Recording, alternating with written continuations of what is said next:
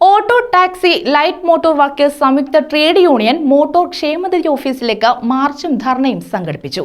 കൊല്ലം rest house ജംഗ്ഷനിൽ നിന്നുമാണ് March ആരംഭിച്ചത്.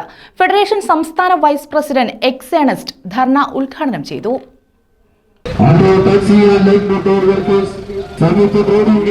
സ്കാറ്റേഡ് വിഭാഗത്തിൽ അംഗത്വമെടുത്ത മുഴുവൻ തൊഴിലാളികൾക്കും സ്ഥിരാംഗത്വം കൊടുക്കുക, സെർവർ തകരാർ കാരണം വിഹിതമടയ്ക്കാതെ വന്ന കാലയളവിലുള്ള വിഹിതം സ്വീകരിക്കുമ്പോൾ 9% പലിശ കൂടി വാങ്ങുന്നത് ഒഴിവാക്കുക, പുതിയ വാഹനം രജിസ്റ്റർ ചെയ്യുമ്പോൾ 5 വർഷത്തേക്ക് ക്ഷേമനിധി വിഹിതം അടയ്ക്കേണ്ട എന്ന തീരുമാനം പിൻവലിച്ച് അതാത് വർഷം തൊഴിലാളി വിഹിതവും മുതലാളി വിഹിതവും വാങ്ങി തൊഴിലാളികൾക്ക് അംഗത്വം കൊടുക്കുക തുടങ്ങിയ ആവശ്യങ്ങൾ ഉന്നയിച്ചുകൊണ്ടാണ് സംയുക്ത ട്രേഡ് യൂണിയന്റെ നേതൃത്വത്തിൽ മാർച്ചും ധർണയും സംഘടിപ്പിച്ചത്. റെസ്റ്റ് ഹൌസിന് മുന്നിൽ നിന്നും ക്ഷേമനിധി ഓഫീസിലേക്ക് നടത്തിയ മാർച്ചും ധർണയും auto taxi and light motor workers federation CATU സംസ്ഥാന വൈസ് പ്രസിഡന്റ് എക്സ് ഏണസ്റ്റ് ഉദ്ഘാടനം ചെയ്തു.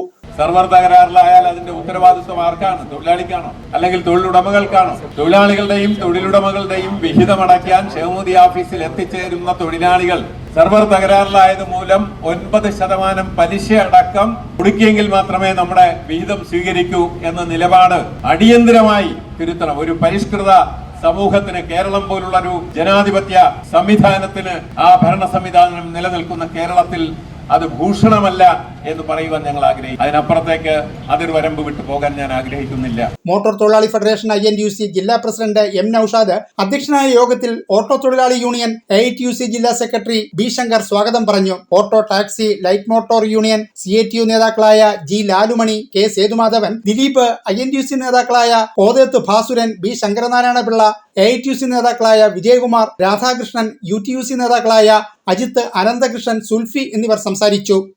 ന്യൂസ് ബ്യൂറോ, കൊല്ലം.